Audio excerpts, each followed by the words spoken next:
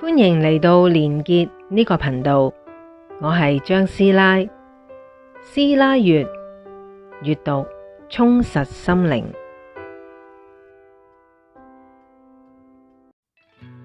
身處呢個物質世界，偶爾我哋會覺得孤單無助，但係生死之間話俾我哋知，其實我哋身邊一直有一群隱形嘅靈界守護者。呢群進化程度極高、充滿慈悲嘅傳友，就係我哋嘅指導靈。以下係個案清晰描繪指導靈默默陪伴我哋嘅真實狀態。你能夠感受到你嘅指導靈嗎？佢係用咩方式同你溝通嘅呢？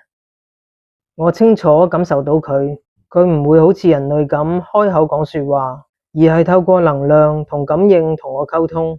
我嘅每一個念頭，每一次求助，佢都接收到。有陣時佢會喺我腦入面留低一個突如其來嘅直覺，有陣時就推動我莫名其妙咁想去某一個地方，甚至安排一本書喺書架咁啱跌落嚟我面前。呢啲我哋口中嘅巧合，其實通通都係佢喺背後輕輕推我一下。既然佢無所不知，咁點解當我行錯路，又或者受苦嘅時候，佢唔直接現身阻止我呢？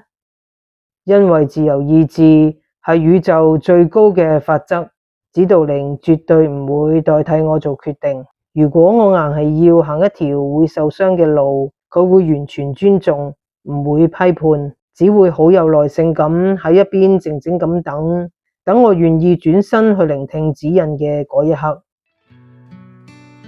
書入面提到，每個人至少有一位由出世就陪伴到老嘅主要指導靈，喺特定嘅人生階段，仲會有唔同領域嘅專家指導靈嚟幫手。